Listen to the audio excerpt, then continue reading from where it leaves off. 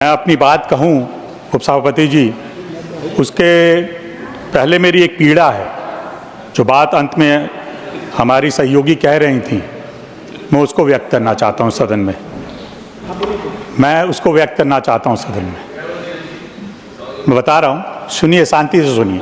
John जी, आप बहुत बोलते हैं, अगर आप बोलेंगे तो आपस में बात नहीं। अच्छा, मैं ये कहना चाहता था, एक व्यक्तिगत पीड़ा है। राष्ट्रपति के अभिभाषण के बाद हमारे कुछ विपक्ष के वरिष्ठ नेता बाहर गए, प्रेस के सामने जो उन्होंने वक्तव्य दिए, उससे मैं व्यक्तिगत रूप से तो दुखी है हूं। मेरे अलावा मेरे ख्याल से देश के हर एक व्यक्ति उससे दुखी है। एक ऐसी टिप्पणी इस देश की प्रथम नागरिक के बारे में ये कहना कि पुअर लेडी, ये शोभा देता है। ये बहुत बहुत दुखद बात है। इस देश में पहली बार जनजाति समाज से आई एक नेत्री इस देश की राष्ट्रपति बनी, उससे पीड़ा हो रही है इन लोगों को। दूसरे नेता बोलते हैं मानसिकता है कि भाषण बड़ा बोरिंग था, राष्ट्रपति का अभिभाषण बोरिंग था। मैं चाहता हूं हमारे वरिष्ठ नेता खड़गे जी यहां बैठे हुए हैं, वो अपने नेता को समझाएं कि राष्ट्रपति का अभिभाषण मनोरंजन के लिए नहीं होता है, वो बहुत एक संजीदा चीज है जिसको उनको समझना पड़ेगा। देश के भविष्य, ये एक दस्तावेज है जो देश के भविष्य और जो पिछले एक साल में काम हुए हैं हमारी सरकार ने किए, उसको बताया जाता है। ये मनोरंजन के लिए नहीं, इसमें चुटकुले नहीं होंगे कि उनका मनोरंजन किया जाए। इससे ये मेरी पीड़ा है। अभिभाषण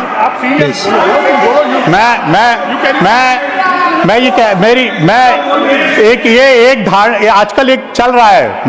मैं तो सभापति जी के बारे में कई बातें कही गई हैं इस सदन में, सदन के बाहर। आजकल तो ये फैशन हो गया है, जो संवैधानिक पद पे लोग बैठे हैं उनके बारे में टिप्पणी करो। एक प्रदेश के पूर्व मुख्यमंत्री हैं, वो बोलते हैं कि हरियाणा जहरीला पानी छोड़ रहा है, वो दिल्ली को जहरीला पानी दे रहा है। और मेरे तो आश्चर्य है कि ऐसा कोई पूर्व मुख्यमंत्री बोल सकता है। मैं तो आश्चर्यचकित हूं। लेकिन जब वो ईसी के पास उनको बुलाया गया, जब बाहर निकले तो उनकी आवाज ही बदल गई। क्योंकि वो क्षमा मांगने वाले हमेशा मुख्यमंत्री रहे हैं, जो हमेशा क्षमा मांगते हैं। एक धारणा बन गई है, उनको चिंता थी। वो कहते थे, भाषण दे रहे थे कि इसलिए ईसी ऐसा काम कर रहे हैं क्योंकि उनको अपने भविष्य की, कुछ दिनों बाद रिटायर हो जाएंगे, उनको अपनी भविष्य की चिंता है। वो अपनी भविष्य की चिंता करें। 8 तारीख को दिल्ली की जनता उनको हमेशा के लिए विदा कर देगी। वो अपनी चिंता करें, दूसरों की चिंता ना करें।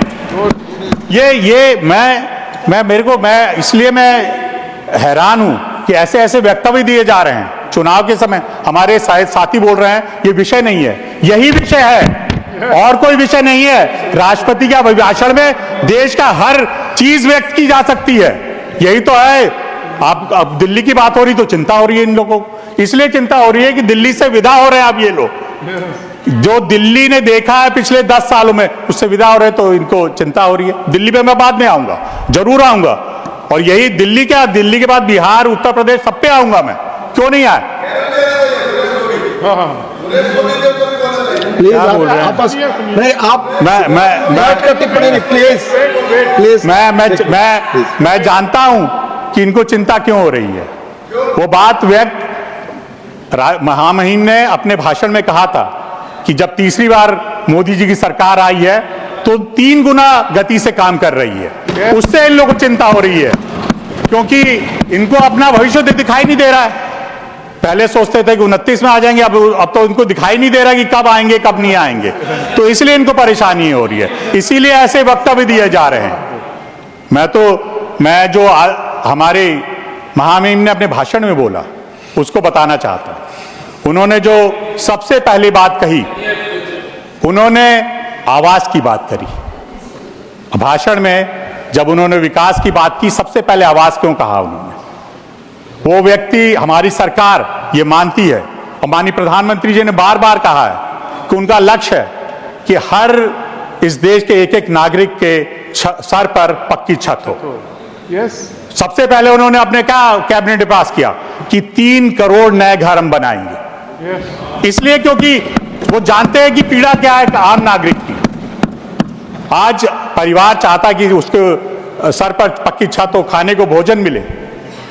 बार बार ये कहा जाता है कि आप लोग तो बार बार ये कहते हैं 80 करोड़ लोगों को राशन दिया जाता है, तो क्या ये 80 करोड़ लोग गरीब हैं? इन लोगों को इतना समझ में नहीं आता है कि सरकार का क्या दायित्व है, क्योंकि इन लोगों ने 65 साल में अपना सरकार का जो धर्म था वो तो निभाया नहीं। इसलिए इनको पता तो है नहीं, इसलिए इन लोग कभी काम किया नहीं। इन्होंने आम लोगों के लिए, गरीबों के लिए कभी काम किया नहीं। अब इसीलिए मैं कह रहा हूं 80 करोड़ लोगों को इसलिए राशन दिया जाता है। एक चीज होती है हैंड होल्डिंग, जो भारत सरकार को करना चाहिए, जो अपने देश के नागरिक है उनकी मदद करना, उनका सहयोग करना। हम फ्री में राशन नहीं बटा रहे, हमारे दायित्व और कर्तव्य है कि अपने गरीब लोगों को सहयोग करें, उनके साथ ले। ये नारा नहीं है सिर्फ गरीबी हटाओ, आज हमारी सरकार ने करके दिखाया है। हमने अपने भाषण में कहा है 25 करोड़ लोग गरीबी रेखा से ऊपर उठे, ये हमने करके दिखाया है इन 10 सालों में, और यही हमारे इस दस्तावेज में है। हमारे अब साथी बोलेंगे क्या है, ये भाषण हो रहा है? ये भाषण ही होना है, इसमें यही करना है। मैं उसके बाद मैं जो एक बहुत अच्छी योजना स्वामित्व की जो शुरू की है हमारी सरकार ने, इसलिए मैं कहना चाहता हूं, मैं वो बात नहीं रिपीट करूंगा जो हमारी सहयोगी ने कह चुकी हैं। मैं नई जो और चीजें भाषण में थी उनके बारे में कहूंगा। स्वामित्व योजना मैं मानता हूं बहुत महत्वपूर्ण है हमारे ग्रामीण लोगों के लिए, क्योंकि आज जब हम लोग अपने क्षेत्र में जाते हैं तो हमको दिखाई देता है कि आपस में सबसे ज्यादा लड़ाई होती है अपनी जमीन के बारे में।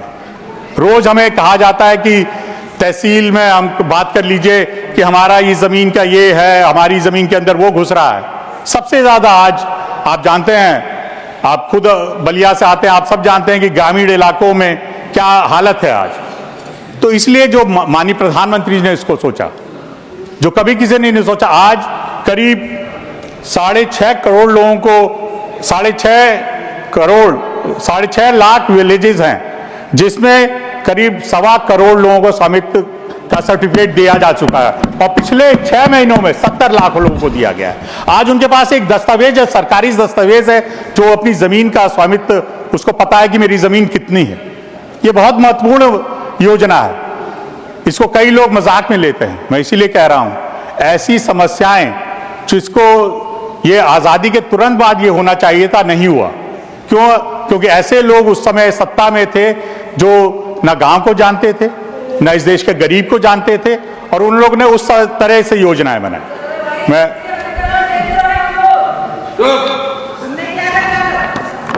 बोलने दीजिए, थोड़ा बोलेंगे। मैं यही कह रहा हूं कि ये सबसे ज्यादा सहयोगी होगा जो गांव में झगड़े होते हैं उनको खत्म करने के लिए। आयुष्मान योजना सबसे पहले, मैं फिर बोलूंगा तो इन लोगों को थोड़ा लगेगा, दिल्ली में आयुष्मान योजना लागू नहीं हुई, बंगाल में भी नहीं हुई। हाँ, बंगाल में भी नहीं हुई, दो जगह नहीं हुई। क्यों? और जबकि कोर्ट ने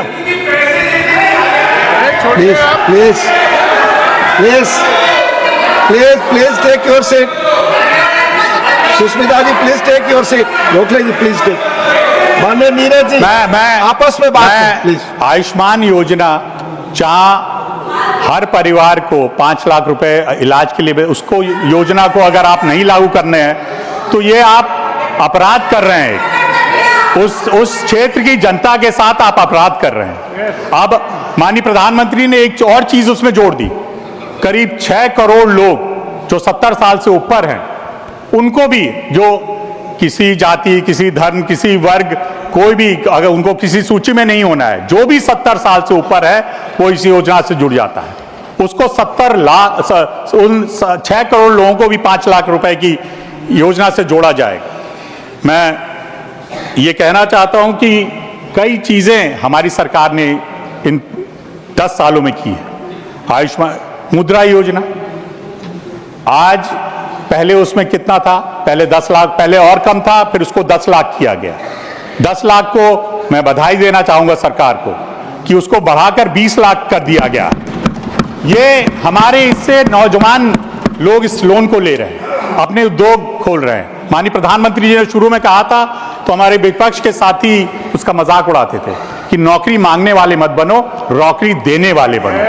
ये काम माननीय हमारी सरकार और माननीय प्रधानमंत्री जी कर रहे हैं कि कैसे नौकरी देने वाले 20 लाख रुपए में आज नए लोग अपना काम धंधा शुरू कर रहे हैं, नए लोग और लोगों को रख रहे हैं और बढ़ रहे हैं। कई लोग ऐसे, मैं उदाहरण में आपको अपने जिले से दे सकता हूं, जिन्होंने लोन लेकर आज अच्छी जगह तक पहुंच गए हैं। वो लोग समाज में उनका नाम हो गया है, वो लोग आज बधाई देते हैं माननीय प्रधानमंत्री जी को। मुद्रा योजना थी इसके का। रेलवे के बारे में मैं कहना चाहूंगा, आज अपने अभिभाषण में बोला कि अब वो रेलवे लाइन बन रही जो कन्याकुमारी से कश्मीर तक जोड़ेगी। हम लोग हमेशा ये माने हैं कि भारत एक है और इसको जोड़ने वाली चीज रेलवे है। आज चिनाब पे सबसे ऊंचा पुल बन रहा है, विश्व में सबसे ऊंचा। आज हम लोग रेलवे में कहां पहुंच गए हैं, क्योंकि मैं खुद रेलवे से बहुत चलता हूं। रेल यात्रा, क्योंकि हमने अपने पिता से सीखा है, रेल यात्रा मैं अभी भी करता हूं। हवाई जहाज में कम चलता हूं, रेलवे में ज्यादा चलता हूं, क्योंकि रेल आप उसमें जाते हैं तो आम जो इस देश के लोग हैं उनसे आप मिल सकते हैं, उनको जान सकते हैं, उनकी समस्याओं को जान सकते हैं। रेलवे में जितना सुधार ये पिछले 10 सालों में हुआ था उससे पहले कभी नहीं हुआ। कितना इस रेलवे में इलेक्ट्रिफिकेशन हुआ, सारी लाइनें इलेक्ट्रीफाई हो गई हैं, डबल कितना हुआ है। ये सारे काम, आज सबसे बड़ी चीज जो मैं देखा हूं परिवर्तन, शौचालय जो रेलवे में होते थे। मेरे को तो पता नहीं लगता विपक्ष के लोग रेलवे में चलते होंगे नहीं। जॉन, आप चलते रेलवे में? आपस में तो वो जो शौचालय हैं, जो शौचालय हैं आज बायो टॉयलेट्स हो गए। हर रेल में बायो टॉयलेट है। प्लीज आपस में नो क्रॉस टॉक, प्लीज। अभी मैं यही कहना चाहता हूं कि रेलवे का जो सुधार हुआ है पिछले 10 सालों में, जो वंदे भारत जैसी ट्रेनें चल रही हैं जो कभी हम सोच भी नहीं सकते थे। बायो टॉयलेट तो मैं कभी सोचा ही नहीं था कि हमारे जीवन काल में ऐसी चीज होगी। जहां पर अब हम लोग जब स्टेशन पे खड़े होते थे तो खड़े ही नहीं हो सकता था आदमी, लेकिन आज जाइए स्टेशन कितने स्वच्छ हैं, नए स्टेशन बनाए जा रहे हैं। बलिया का स्टेशन में अपना उदाहरण देना चाहूंगा। आप खुद वहां कितनी बार उतरे हैं, आप खुद जानते हैं। आप परिवर्तन आप खुद देखा है आपने कि क्या पहले मेरे ख्याल से आजादी के बाद उनसे काम ही नहीं हुआ था उस रेलवे स्टेशन में। आज आप जाइए, देखिए एक आधुनिक रेलवे स्टेशन है वहां पर, और प्लेटफॉर्म बड़े हैं और ट्रेनें बड़ी हैं। ये परिवर्तन है। वंदे भारत जैसी ट्रेन हमारे यहां भी कुछ दिन चली थी भाई, आगे चलने वाली है। आज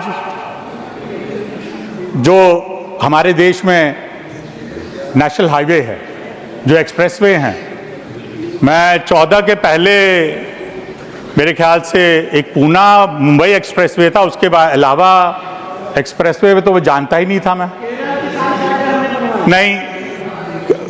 और मेरे ख्याल से दिल्ली से लखनऊ तक था।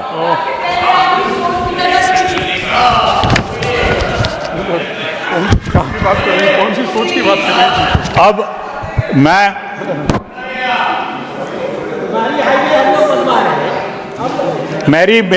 मेरी ना सोच कभी बदली है। मैं जो समाजवाद में पैदा हुआ था आज भी वही हूं। मैं समाजवाद की विचारधारा पे चलता हूं। मैंने अपने पिता से, वो मेरे खून में है, वो कहीं आने जाने से बदल नहीं सकती है। लोग बदल जाते हैं, मैं वही हूं। मैं जिस विचारधारा से चल रहा हूं उसी पे चल रहा हूं। कई लोग ये लोग भूल जाते हैं कि समाजवादी पार्टी और समाजवाद अलग अलग चीज है। वो उसकी कोई बपौती नहीं है कि उन्हीं के पास है वो। ये मैं अपनी बात ये स्पष्ट कर देना चाहिए, नहीं तो लोगों को भ्रमित करने का एक किया जाता है। मैं आज एक्सप्रेसवे पहले नहीं थे, आज कितने एक्सप्रेसवे, मैं उत्तर प्रदेश का उदाहरण देना चाहूंगा। आज करीब 5 एक्सप्रेसवे उत्तर प्रदेश में बन रहे हैं। बलिया, मैं कोई सोच नहीं सकता था, मैं गडकरी जी नहीं, मैं उनको आभार व्यक्त करना चाहता हूं। आप खुद जानते हैं 6000 करोड़ का एक्सप्रेसवे बलिया में बन रहा है, बलिया जैसे ये सारे काम ये। और सबसे बड़ी बात एक्सप्रेसवे और इनको छोड़ दिया जाए, जो हमारे नेता रहे जिनका हम जन्म शताब्दी मना रहे हैं, आदरणीय अटल जी, जो उन्होंने एक योजना शुरू की थी ग्राम सड़क योजना, वो आज कहां तक पहुंच गई है। आज अगर गांव जोड़े गए हैं तो उसकी वजह से, उस योजना की वजह से जोड़े गए हैं। आज फिर से करीब 70,000 करोड़ रुपए पीएमजेएसवाई में दिया गया है। 25,000 कस्बे गांव और जोड़े जाएंगे उसकी वजह से। जो ये योजनाएं हैं, ये किसी और सरकार ने कभी क्यों नहीं सोचा। मैं यही बार बार कहता हूं, आयुष्मान जैसी योजना, ये सड़क योजना, एक्सप्रेसवे, हॉस्पिटल, नए मेडिकल कॉलेज, ये और सरकारों ने क्यों नहीं सोचा। आज जो मेडिकल कॉलेज बन रहे हैं, जो पहले जितने थे उससे दुगने हो गए हैं, और फिर से कहा गया है क्योंकि इस देश को आवश्यकता है डॉक्टर्स की।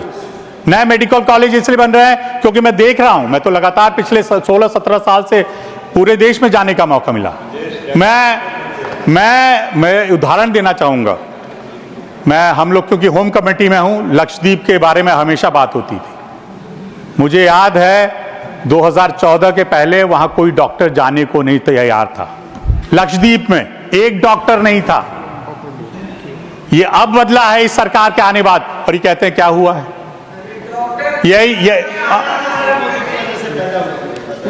हर चीज मैं यही कह रहा हूं, ये परिवर्तन है, ये मानने को तैयार, विपक्ष के लोग कभी मानने को तैयार नहीं होंगे, क्योंकि इनके लिए तो ये बोरिंग भाषण था, तो उनके लिए तो कभी मानेंगे नहीं। देश में परिवर्तन हो रहा है, इनको मानेंगे नहीं। तीसरी बार जनता ने इनको उस तरह बैठाया है, चौथी बार, पांचवी बार, छठी बार, कितनी बार बैठेंगे वो खुद नहीं गिन सकते, लेकिन फिर भी ये हर चीज को मजाक में लेते हैं।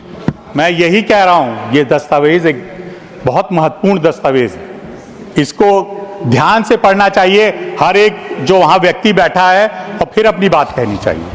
मैं ट्राइबल के लिए क्या हुआ, मजाक, हमारे महामहिम के बारे में जो बोला गया, जो एक खुद ट्राइबल के समाज से आती हैं, उन्होंने करीब 1.25 लाख ट्राइबल बच्चे आज एकलव्य विद्यालयों में पढ़ रहे हैं।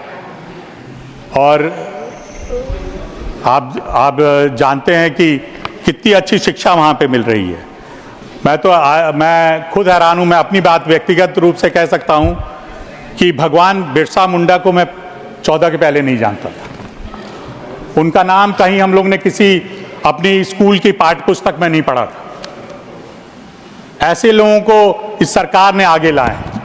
आज भगवान बिरसा मुंडा की जो पूरे देश में अगर लोग जानते हैं, तो मैं कहना चाहूंगा इस सरकार की वजह से जानते हैं। हम लोग उनकी 150वीं जयंती मना रहे हैं। ये इसलिए हम लोग को आपको कहना, और करीब मैं अभी मेडिकल कॉलेज की बात कर रहा था, 30 मेडिकल कॉलेज सिर्फ ट्राइबल एरियाज में बन रहे हैं। ये काम हमारी सरकार ने किया।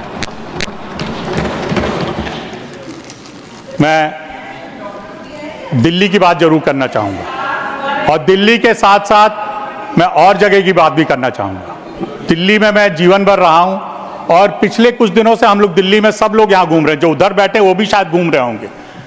सब लोग दिल्ली की जो हालत है वो उनके सामने है, और मुझे दुख होता, विशेषकर मैं यहीं पैदा हुआ हूं।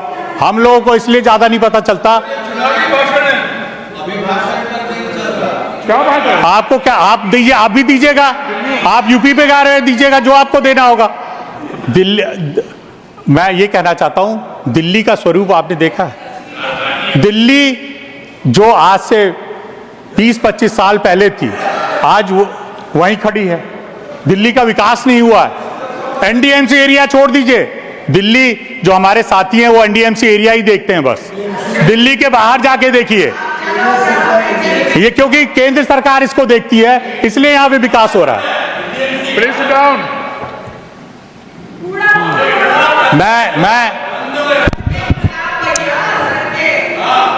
मैं अभी इन लोगों को यही बताना चाहता हूं। अरे यार बैठिए, कहाँ तुम? अरे यार बैठो please. What is this sir?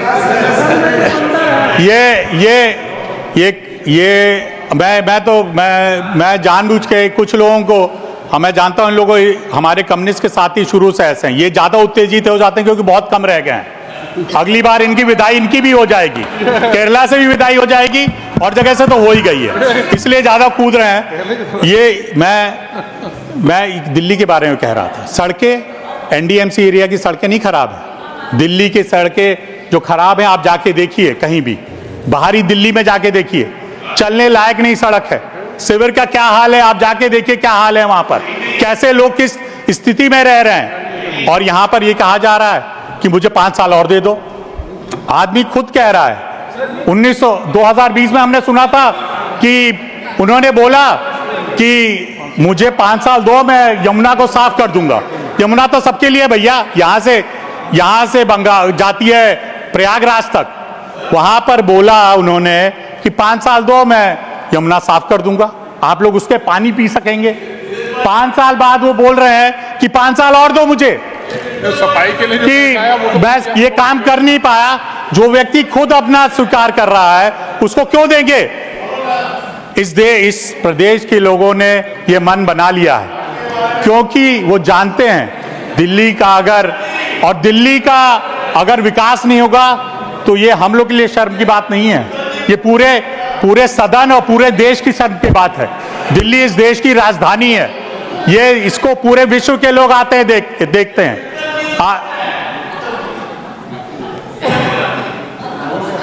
वो समझ रहे हैं, वो इसलिए बोल नहीं रहे हो, जानते हैं सच्चाई को।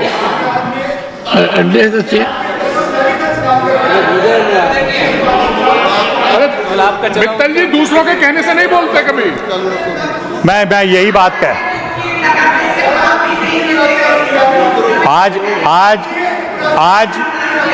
आज यहां पर घोटाले हो रहे हैं, यहां शराब घोटाला हो रहा है, यहां करीब लैंड घोटाला हो रहा है और यहां का पैसा कहीं और लगाया जा रहा है। आज सारे लोग या जेल में या जेल पे बेल के में बाहर हैं जेल से, वो सरकार कह रही है हमें 5 साल और दीजिए। ऐसा कैसे हो सकता है? मैं यही कहना चाहता हूं। मैं पता नहीं क्यों उत्तेजित हो रहे हैं दिल्ली की बात सुनकर हमारे साथी। मैं तो अभी इसके बाद बिहार और पूर्वांचल पे आना चाहता हूं। मैं बिहार पे आना चाहता हूं। मैं तो नाम लेके कहना चाहता हूं, मनोज झा जी का मैंने वक्तव्य सुना, मैं आश्चर्यचकित रह गया कि ये 15-20 साल में क्या हुआ है बिहार में। जो अभी मैं तो बधाई देना चाहूंगा हमारी वित्त मंत्री जी का कि उन्होंने बिहार के लिए इतना कुछ कहा है, लेकिन मनोज जी को लगता है बिहार के लिए कुछ नहीं दिया उन्होंने। जो वहां पे था वही बिहार, लगता है मनोज जी तब आप दिल्ली में पढ़ाते थे, बिहार गए नहीं आप। 90 से 2005 तक आप बिहार गए नहीं लगता है मुझे। मैं खुद अपनी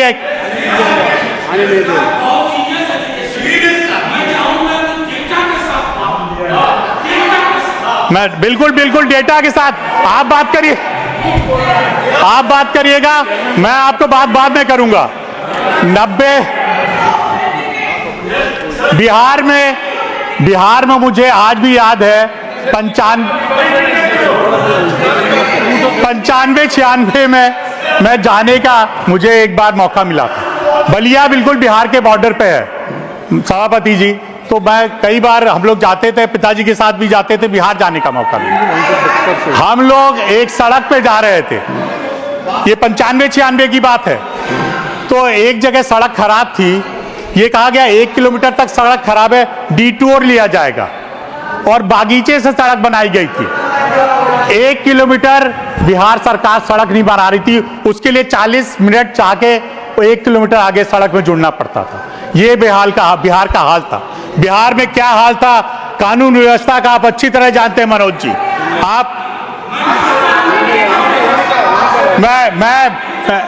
मैं बिल्कुल, आप करिएगा ना, डाटा के साथ आप बात करिएगा, मेरी बातों का जवाब आप दीजिएगा। मौका मिलेगा। बिहार का क्या हाल था, बिहार में जो आज सड़कें हैं जाके कोई देख ले, बिहार में जो जितना विकास हुआ है नीतीश जी की सरकार ने किया है, और कोई नहीं।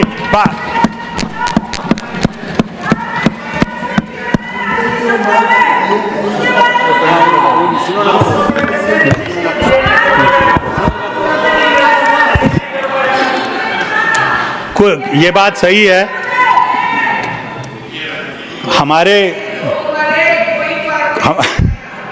हमारे कुछ साथी बड़े उत्तेजित हो रहे हैं। हो सकता है कुछ लोगों का विकास हुआ हो, कुछ परिवारों का विकास हुआ हो, लेकिन बिहार की जनता का विकास नहीं हो पाया। मैं भी सिर्फ बिहार की बात नहीं कर रहा हूं, मैं पूर्वांचल की बात कर रहा हूं, जिनके लिए बड़े लुभावने भाषण आज दिल्ली में दिए जा रहे हैं पूर्वांचली लोगों के लिए। हम भी उसके आते हैं। मुझे आज भी याद है कोविड के समय में मैं खुद उस चीज का गवाह हूं। यहां सर कहा जा रहा था पूर्वांचली को वापस भेजो, यहां पर कोविड वो बढ़ा रहे हैं दिल्ली में। आज आपको उनका वोट चाहिए तो आप उनके लिए खड़े हैं। आज जब उनको उत्तर प्रदेश और बिहार के लोगों को यहां से भेजा जा रहा था तब आप लोग ने कुछ नहीं उसके ऊपर कहा, लेकिन ये आज घड़ियाली आज मैं यही कह रहा हूं, आज घड़ियाली आंसू बहाए जा रहे हैं कि आप कह रहे हैं क्योंकि हम उनके लिए काम करेंगे। आज जो पूर्वांचली यहां रह रहे हैं, किस पीड़ा में रह रहे हैं, ये सरकार जो वहां पर उपस्थित है अभी दिल्ली में, उनको वो पीड़ित करती है हमेशा। और जब वोट लेना होता है, आप हमारे भाई हैं, आप हमारे साथ रहिए, हम आपकी मदद करेंगे।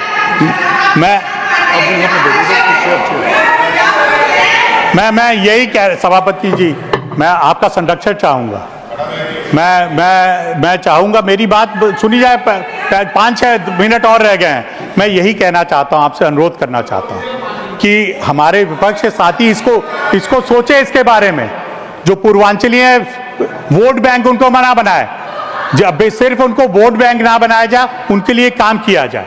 मैं जानता हूं हमारी को अगर एक सरकार बनाने का मौका मिलेगा तो माननीय प्रधानमंत्री जी बार बार हर जगह मीटिंग में कह रहे हैं कि हम पूर्वांचलियों के लिए कहेंगे, पूर्वांचल के सम्मान के लिए काम करेंगे, सबको पक्का मकान दिया जाएगा। जो मैं अनऑथराइज कॉलोनी है, कितने पहले हम लोग ने यहां से बिल पास कर दिया है, आज भी उस पर काम नहीं हो रहा है।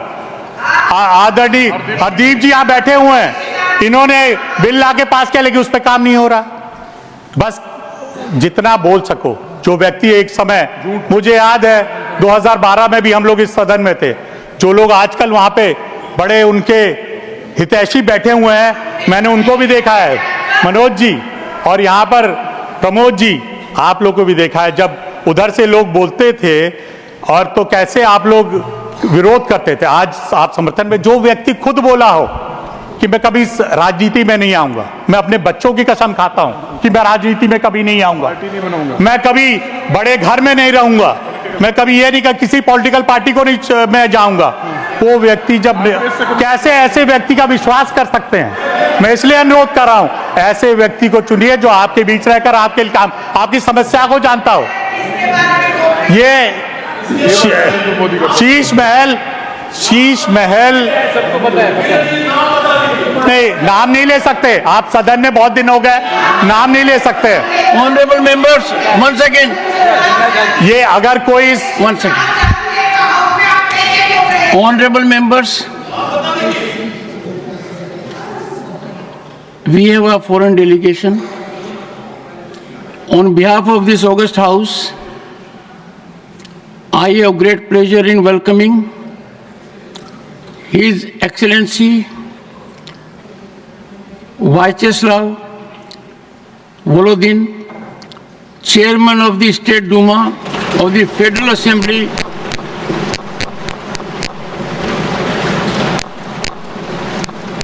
Chairman of the State Duma of the Federal Assembly of the Russian Federation, and members of the parliamentary delegation who are on a visit to India as our honored guests.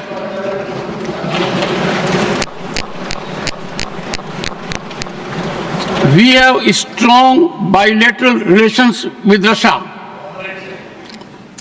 The parliamentary delegation arrived in Delhi from Moscow on Sunday, February 2, 2025. They are now seated in the special box. They are scheduled to meet and call on various dignitaries in Delhi. Besides Delhi, they will also visit Mumbai before their departure from India. We wish them a happy and fruitful stay in our country. Through them, we convey our greetings and best wishes to the members of Parliament, the government, and the friendly people of Russian Federation. Shri Neeraj Shekhar. सभापति जी, मैं यही कह रहा था कि पूर्वांचलियों का उपयोग ना किया जाए, उनके लिए काम किया जाए। मैं ये फिर से करता हूं, अगर उनके बारे में कोई सोचता है तो माननीय प्रधानमंत्री जी के अलावा इस देश में कोई व्यक्ति नहीं जो उनके लिए काम कर सके। और इस दिल्ली को भी डबल इंजन की सरकार की जरूरत है और तभी इस दिल्ली का विकास हो सकेगा।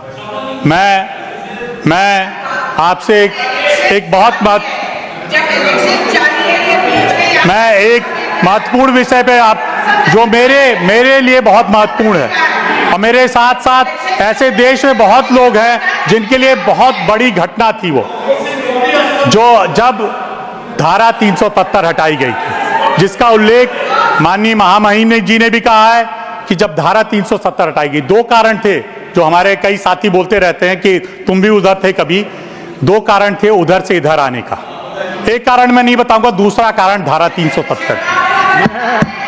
धारा 370 की वजह से हमारे कई साथी हम लोग इधर आए थे, क्योंकि हम लोग वो लोग नहीं है कि अपने परिवार और अपने पार्टी के बारे में सोचे। हम लोग के लिए देश सर्वप्रिय है और हमेशा देश सर्वप्रिय।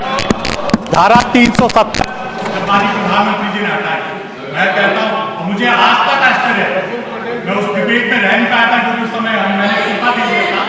हमको आज तक आश्चर्य है और अभी तक है कि उसका समर्थन आज तक लोग करते हैं धारा 370 का। कैसे कोई इस देश का व्यक्ति धारा 370 का समर्थन कर सकता है, ये आज तक बात मुझे समझ में नहीं है। कैसे जिस तरह हमें जम्मू कश्मीर को इस देश का एक अंग बना दिया गया उस धारा को हटाने से, उसको समर्थन में कैसे लोग खड़े हो सकते हैं। आज उस धारा के हटने के बाद वहां पर जितनी योजनाएं भारत सरकार की थी सब लागू हो रही। जो हमारे दलित भाई थे वहां पर, उनको कोई उनके अधिकारी नहीं थे, आरक्षण नहीं था उनके पास, वो इसके बाद मिला है, फिर भी उसका समर्थन करते हैं। मुझे आज तक नहीं पता, आज भी कई लोग बोलते हैं विपक्ष के लोग कि जब हम लोग कभी आएंगे तो धारा 370 फिर से लागू करेंगे। हिम्मत इस देश के लोग आपको इसके लिए कभी माफ नहीं करेंगे और आप लोग ये कभी कर नहीं सकते हैं। ये मैं धारा 370 हटने के बाद कश्मीर में कितना विकास हुआ, कितना काम हुआ, कितनी शांति है। आज एक घटना बता दीजिए पत्थर फेंकने की, रोज जहां घटनाएं होती थी, हड़ताल होते थे, एक घटना बता दीजिए पिछले 5-6 सालों में, एक घटना नहीं हुई है। ये परिवर्तन है। वहां चुनाव हुए हैं, वहां लोकल चुनाव हुए हैं, अभी विधानसभा के शांतिपूर्ण चुनाव हुए हैं। ये उपलब्धि है, ये बहुत बड़ी उपलब्धि है हमारी सरकार की। ये बात महामहिम जी ने हमसे कहा। मैं आपसे यही अनुरोध करना चाहता हूं। सभापति जी, माननीय उपराष्ट्रपति जी ने बहुत सारे काम किए। मुझे एक जरूरी बात और कहनी थी, मेरे दिमाग से ना निकल जाए, समय मेरा ना खत्म हो जाए। जो आज कई लोग मैं देखता हूं संविधान लेके बहुत घूमते हैं, बाबा साहेब की बात बहुत करते हैं। आप अगर 1947 के कुछ समाचार पत्रों को देखेंगे, 1947 से 1950 तक, मैं उसको कह नहीं सकता इस सदन में, कई वहां पे कार्टून निकले थे, कई एडिटोरियल निकले थे, जिसमें क्या क्या लिखा गया था मैं उसका यहाँ पे विवरण नहीं दे सकता। लेकिन मैं जानता हूं और ये लोग भी जानते हैं उस समय क्या स्थिति थी। बाबा साहेब की किताब लेके बस उनका सम्मान नहीं दिया सकता। जो काम माननीय प्रधानमंत्री जी ने करके दिखाया, जो पंच तीर्थ का काम करके माननीय प्रधानमंत्री जी ने कहा है, एक भी स्मारक नहीं था बाबा साहेब का। आज यहाँ खड़े होके लोग बाबा साहेब की बात करते हैं। पांचों जगह जहां बाबा साहेब थे, जहां पढ़े थे, जहां पैदा हुए थे, जहां उन्होंने बुद्धिज्म को स्वीकार किया था, हर जगह वहां पर स्मारक बनाए गए हैं, तीर्थ बनाए गए हैं, ये सम्मान होता है इसे। आपने क्या किया? जब उनका फायदा उठाना हो तो किताब उठा लीजिए, अरे कभी खोल के पढ़ो उसको। इन्होंने एक अफवाह फैलाई चुनाव में लोकसभा के चुनाव में कि संविधान बदल देंगे। कुछ उससे गलतफहमी हुई लोगों को, लेकिन लोगों ने समझा उसको समझा लोगों ने कि उस लोकसभा चुनाव के बाद उसको समझा, और हरियाणा और महाराष्ट्र में इतनी करारी हार दी कि उनको आज आप लोग खड़े नहीं हो पा रहे। आज इसलिए विचलित हैं ये लोग, इसलिए राष्ट्रपति के अभिभाषण को ये लोग मजाक उड़ाते। मैं फिर से ये कहना चाहता हूं, भगवान इन लोगों को सद्बुद्धि दे, काम करे, ये लोग देश के बारे में सोचे। 65 साल जब गद्दी पे बैठे रहे तो देश की चिंता नहीं की, अपनी चिंता की, अपने परिवार की चिंता की। आज वो